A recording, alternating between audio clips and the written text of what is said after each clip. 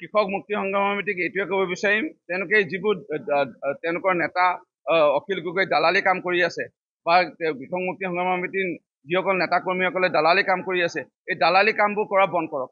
থাকিল কথা তেওঁলোকে প্ৰমাণ দিয়ক, মোৰ মা নামৰ স্বৰ্গীয় ৰূপম কুৰ্মী নামৰ ক'ত মাটি অধিগ্ৰহণ কৰিছোঁ, ক'ত মাটি দখল কৰিছোঁ, তেওঁলোকে প্ৰমাণ দিয়ক। যদি প্ৰমাণ দিয়ে মই 24 ঘণ্টা নহয় 1 মিনিটৰ ভিতৰত মোৰ বিধায়ক পদ মই পদৰ পৰা পদত্যাগ কৰিম।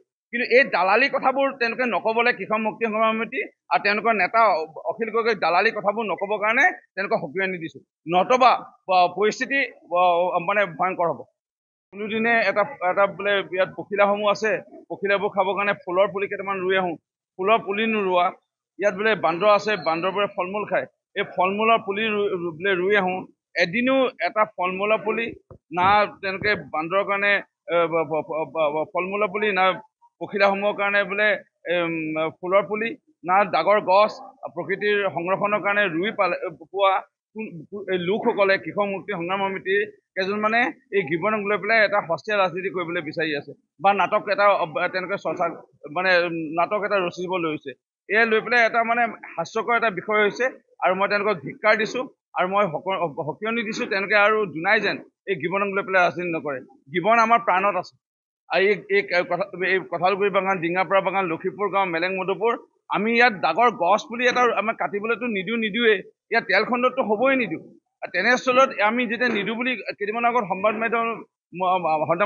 মাধ্যমৰ যোগেদি বাতৰি প্ৰেৰণ কৰাৰ পিছত আকৌ যোৱাকালি কেইখনমান গাঁও যিসমূহ গাঁৱৰ পৰা মানুহ আনিছিল, বিশেষকৈ ভেলগুৰি অঞ্চলৰ ৰতনপুৰ অফলামুখ গাঁৱৰ লোকক আনিছিল আৰু এই লোকসকলক যেতিয়া আমি সুধিলোঁ কেলৈ গৈছিল, বোলে গিবনক লৈ পেলাই কিবা মানৱ শৃংখল কৰিব, আমাক হাতে হাত ধৰি পেলাই ৰাস্তাত থিয় হ'বলৈ কাৰণে মাতিছিল, আমি নাজানো বোলে বিষয়টো কি।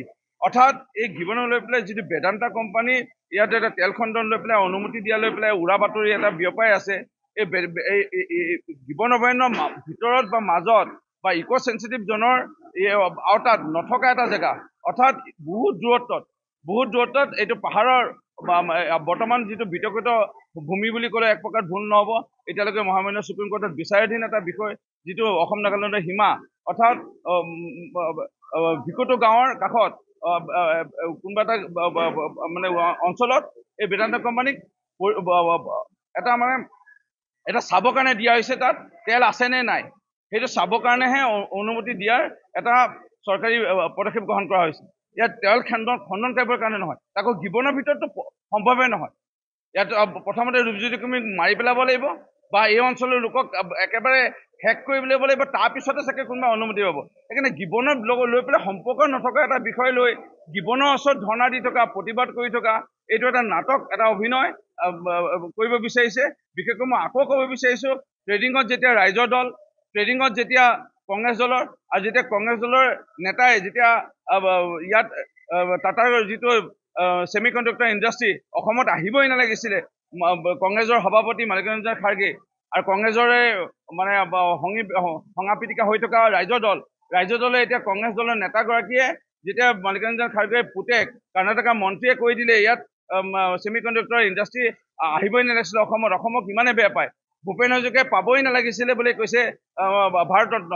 সেই তেনেকুৱা কথাবোৰ ঢাকিবৰ কাৰণে এইবোৰ সস্তীয়া ৰাজনীতি তেওঁলোকে কৰিব বিচাৰিছে বুলি আমি ক'ব বিচাৰিছোঁ আৰু এই সস্তীয়া ৰাজনীতি নকৰিবৰ কাৰণে তেওঁলোকক সকিয়নি দিছে।